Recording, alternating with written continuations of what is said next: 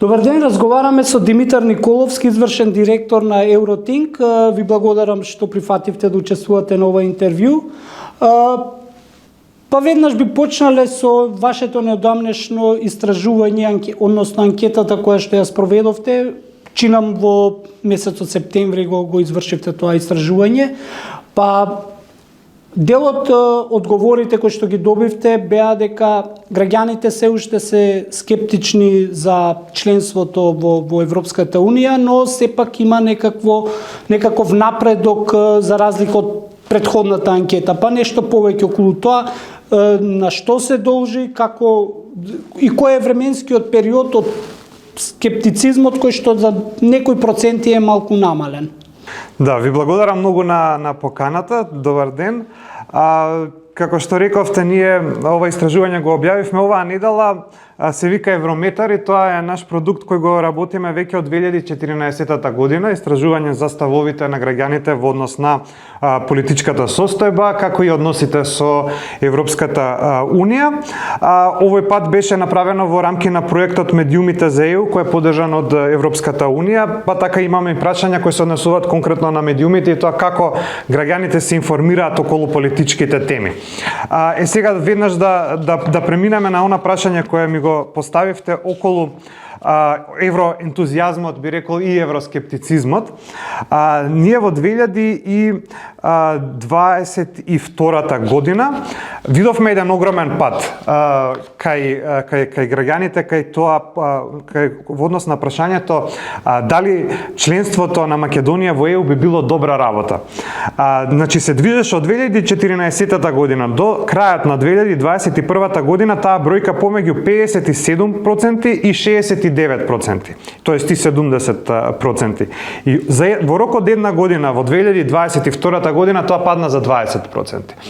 Значи, 49% беше во 2022 година, а оваа година малку се подобри и сега е 52,6%. Сега тој голем пад, јас би рекол пад на евроентузијазмот, се случи, јас мислам, најмногу поради разочарувањата и уморот кој го има граѓаните во однос на прво беше француското вето, па потоа бугарското вето, па францускиот предлог кој беше прифатен, кој не беше многу добро прифатен во јавноста. И сега гледаме некоја мало подобрување. Оваа година мислам дека тоа е поради една нормализација на ситуацијата. Ако лани беше тоа еден голем шок, оваа година немаше некои поголеми шокови во однос на тоа и сега се знае што треба да се направи. Значи на некој начин е почиста ситуацијата во однос на Европската Унија. Знаеме дека треба да ги направиме уставните измени за да се продолжи со патот. И јас би рекол дека тоа малку излегува од статистичката маргинална грешка од 3,1%, така да би рекол дека статистички е значаен овој пораст од 3,6% кај граѓаните. Рековте дека околу бугарско-македонските односи, но има еден момент каде што во вашето истражување, ако не се лажам, имаше дека најмногу граѓаните стравуваат од Бугарија. На што се должи тоа? Што е нивниот страв?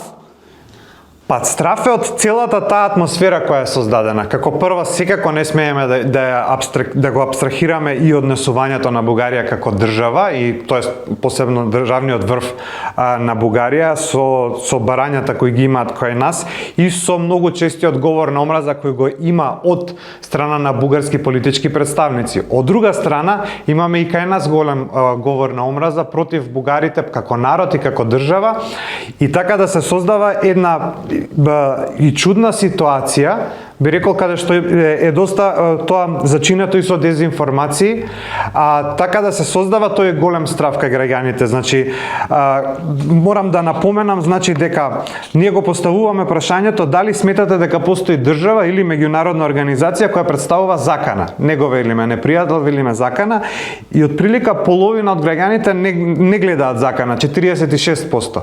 Меѓутоа малку повисок процент, 48% гледаат дека има закан. И сега од тие граѓани кои рекле дека постои закана, сме ги прашале кој сметате дека е најголемата закана и високи 79% од нив рекле дека тоа е Бугарија, што е повторно качување од лани, каде што повторно Бугарија била на прво место, но била само 27% како закана. А сега е 79. Сега е 79. Тоа се цели 50% поголем страф. Така, не кај сите граѓани, туку да, само кај оние кои гледаат закана.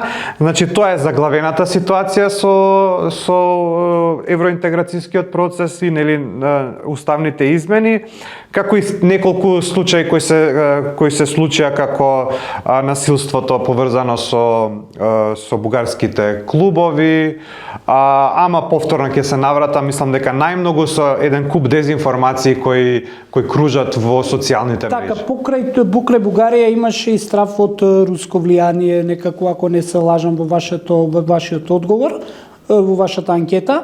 Се враќаме сега на она што спомнавте, дека дел од граѓаните исто така се евроскептицни, стравувајќи дека можеби ќе да го изгубат идентитетот и нивниот јазик и ред други работи. Мислам дека едно од тие прашања го имавте поставено.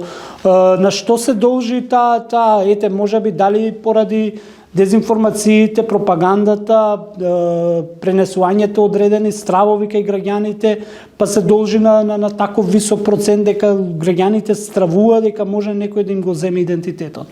Па да, меѓутоа не е само дезинформации, не е само пропаганда. Еве, значи, од тие прашања, од тие граѓани кои одговориле дека не би сакале да се влезе во ЕУ, и им биле дадени можности, повеќе можности да одговорат. Значи не е само еден одговор, меѓутоа најчест одговор бил тој 56% да губење на националниот идентитет, името, јазикот и така натаму. Сепак кога ќе видиме, реално се бараат доста отстапки од нас, особено во однос на идентитетот, и сето тоа подоцна беше зачинето со многу пофаталистички некои информации и дезинформации. Така да тој страф е, за жал, гледаме дека е многу реален и досега не е успеала ниту владата, ниту Европската унија со сите тие некои рационални аргументи кои ги имаат да ги убедат граѓаните дека тоа не е така опасно.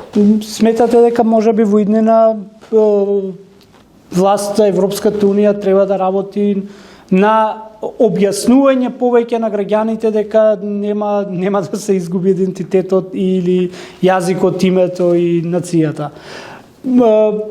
Тоа е сега ќе се вратиме на едно прашање кое што можеби дури малце и алармантно, особено тоа дека граѓаните за политичките случувања и политичко мислење и став зимаат од социјалните мрежи. Тоа е бројка од 90%, ако не се лажам во вашето истражување.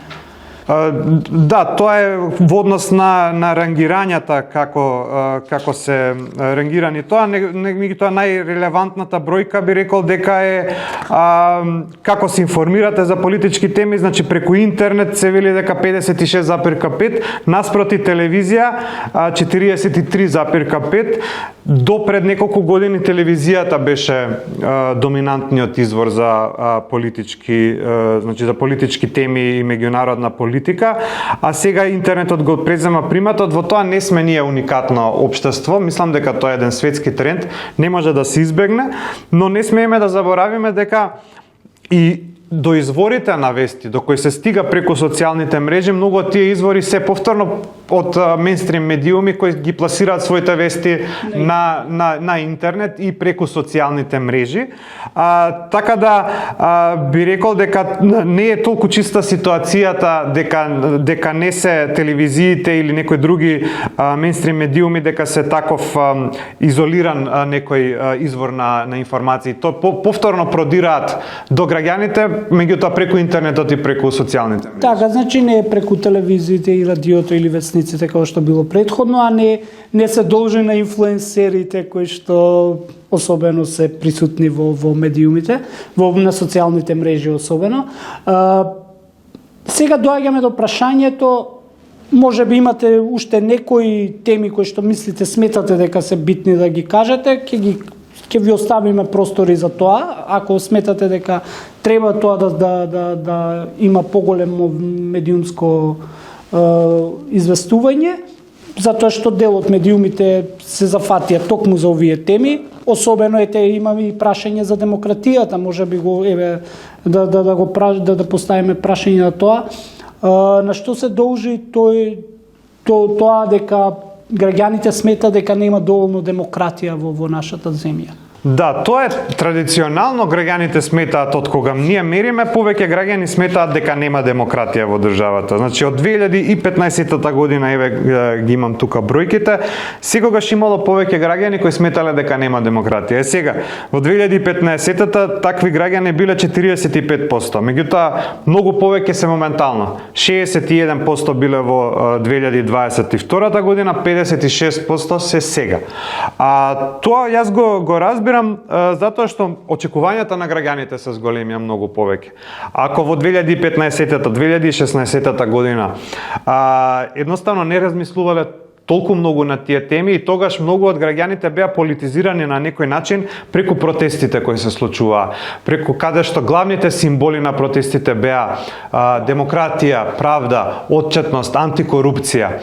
Мислам дека тука се случи некоја трансформација кај свеста на граѓаните. И сега ги имавме тие големи очекувања и големи ветувања исто така, не само од нашите власти, туку и од Европската унија. Меѓутоа се соочуваме со многу проблеми по тој пат. Се добива чувството дека таа правда не е задоволена од многу причини, не само кои може да се лоцираат во извршната власт, меѓутоа делумно мораме да кажеме дека е и таму. И сега имаме, би рекол, пообразувани граѓани со многу поголеми очекувања. И поради тоа е таа бројката, таква висока бројка на оние кои сметаат дека нема демократија. Ако гледаме на експертско ниво, во сите тие меѓународни истражувања, индекси, Freedom House, Репортери без граници и така натаму, ќе забележиме дека индексите, дека бројките, индикаторите се зголемуваат и се подобруваат во Македонија. Меѓутоа тука има дискрепанца помеѓу тоа како се чувствуваат граѓаните и како се чувствуваат експертите. Така. Како медиумите известуваат за овие жешки теми, еве да кажеме? Каде го ставаат акцентот? Во однос на Европската унија, патот кон Европската унија, демократските вредности, европските вредности, борба против дезинформациите, пропагандата, или па медиумите се токму дел од таа структура, која што ги шират тие дезинформации и пропаганда во однос на европскиот пат? Па повторно ќе кажам дека не сме уникатни како општество тука. Медиумите се ставени, особено традиционалните медиуми, во една состојба каде што се борат со некои нетрадиционални медиуми со интернет, се борат и за средства и тука веќе се бара некој поголем сензационализам, а многу почесто во сензационализмот се состојат и дезинформациите и пропагандата. Така да тие се и дел од проблемот и дури најдобри намери кога имаат, мислам дека се наоѓаат во една ситуација каде што не можат баш најдобро да се снајдат.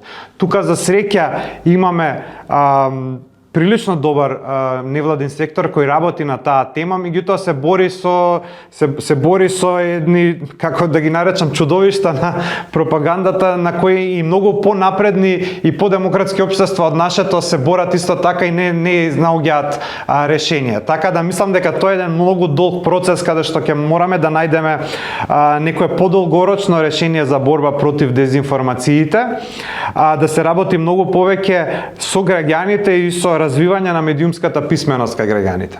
Така, дали уште едно на крај прашањето, дали доколку дезинформациите и пропагандата не беше толку активна во изминатиот период, би ги имале овие резултати кои што ги имате денес? Па, најверојатно со тие индикатори околу демократија, дали се движиме во правилна насока, многу е возможно дека нема да ги имаме тие бројки, а во однос на покриеноста како извори на информации, мислам дека тоа е тоа, мислам дека нема бегање од тоа, дека едноставно тоа е светски тренд од кој сме и ние дел. Мислам дека е многу битно затоа што ја кажавме тие паѓачки бројки во однос на тоа дали сметаат граѓаните дека членството во Европската унија би било добра работа, меѓутоа кога се поставува прашањето дали како модел Европската унија најпожелуваниот модел за развој на државата или пак сметаат дека треба да се бара некој друг модел, некој сопствен модел надвор од Европската унија, се уште гледаме доминација на Европската унија како најпожелуваниот модел. Од прилика е односот 2:1 помеѓу тоа Европската унија како најдобра алтернатива и барање на некој друг сопствен модел, така да мислам дека на тоа е една позитивна бројка на која треба да се задржиме и треба да имаме на ум. Ви благодарам уште еднаш. Ви благодарам и на вас.